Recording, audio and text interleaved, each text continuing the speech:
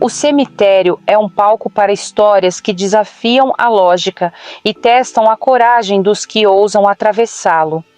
Aqui estão mais 5 relatos de pessoas que encontraram o inexplicável entre os túmulos e as sombras.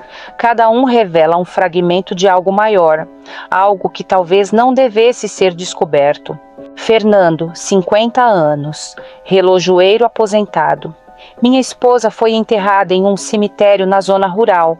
Eu a visitava todas as semanas, levando flores e limpando a lápide. Numa dessas visitas, notei algo estranho. Meu relógio parou exatamente às 15 horas e 12 minutos, a mesma hora em que ela havia morrido. Na primeira vez, achei que fosse coincidência, mas aconteceu de novo e de novo. Decidi testar. Levei um relógio novo na visita seguinte. Assim que cheguei ao túmulo, o ponteiro dos segundos começou a girar para trás, devagar. Quando tentei sair dali, senti como se algo segurasse meu pé. Olhei para baixo e vi raízes se movendo, enrolando-se no meu tornozelo. Foi preciso toda a minha força para me soltar e correr. Desde então, nunca mais voltei, mas ainda ouço o tic-tac no meio da noite, como se ela estivesse me chamando. Luísa, 29 anos, escritora. Eu sempre fui fascinada por estátuas de anjos. Há uma em um cemitério próximo à minha casa que costumava visitar para me inspirar. Era uma figura imponente, com asas abertas e uma expressão de serenidade.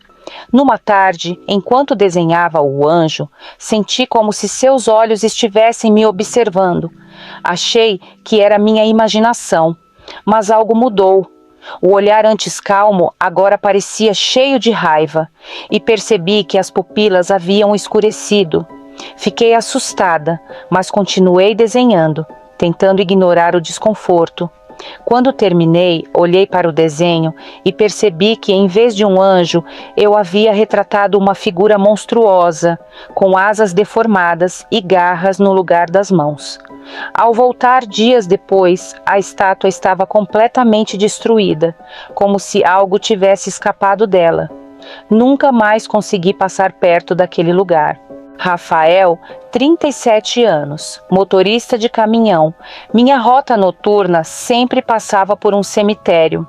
Em uma noite de neblina, vi luzes de velas e um grupo de pessoas caminhando lentamente em fila, carregando algo que parecia um caixão. Diminuí a velocidade para observar melhor. As pessoas vestiam roupas antigas, como se fossem de outro século, e não faziam barulho algum. Nem mesmo o vento parecia mexer suas roupas. Quando parei para olhar mais de perto, percebi que todos tinham os rostos cobertos por véus pretos. O cortejo parou e, como se tivessem notado minha presença, todos viraram os rostos para mim ao mesmo tempo. Acelerei o caminhão, mas não consegui esquecer o vazio aterrorizante daqueles rostos. No dia seguinte, passei pela mesma estrada e não havia sinal de nada, exceto por uma lápide nova, com uma inscrição que dizia: "Ninguém escapa do último cortejo". Andréa, 24 anos, estudante de piano. Eu estava ensaiando para um recital e precisava de um lugar tranquilo. Decidi levar meu teclado para um cemitério, acreditando que a solidão ajudaria. Escolhi uma área isolada sob uma grande árvore e comecei a tocar.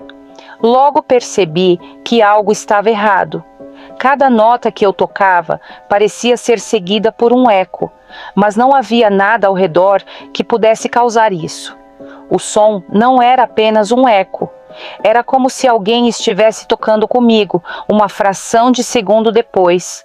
Quando parei, ouvi claramente as notas continuarem, formando uma melodia que eu não conhecia.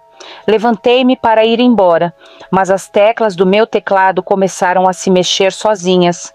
Corri, deixando tudo para trás.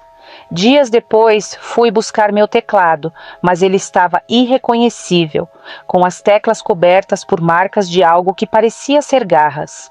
Carla, 32 anos, arquiteta. Estava projetando um espaço memorial para um cemitério quando precisei visitar o local para tirar medidas. Um dos mausoléus tinha uma estrutura curiosa, um pequeno alçapão que levava a um porão. No porão, encontrei uma janela minúscula no canto. O vidro estava sujo e embaçado, mas algo me chamou a atenção. Parecia haver uma figura do outro lado, olhando para mim. Cheguei mais perto, limpando o vidro, e vi claramente uma face, pálida, com olhos fundos e sem expressão. Antes que eu pudesse reagir, a figura deu um sorriso lento e desapareceu, como se fosse feita de fumaça. Desde então, evito projetar para cemitérios, mas às vezes, quando olho pela janela de casa, vejo aquela face me observando, como se ainda estivesse presa do outro lado. 5 novos relatos, 5 novos ecos de um mundo que talvez seja mais próximo do que imaginamos. As vozes do cemitério continuam, sussurrando verdades que muitos preferem não ouvir. E você? O que faria ao se deparar com algo além da compreensão?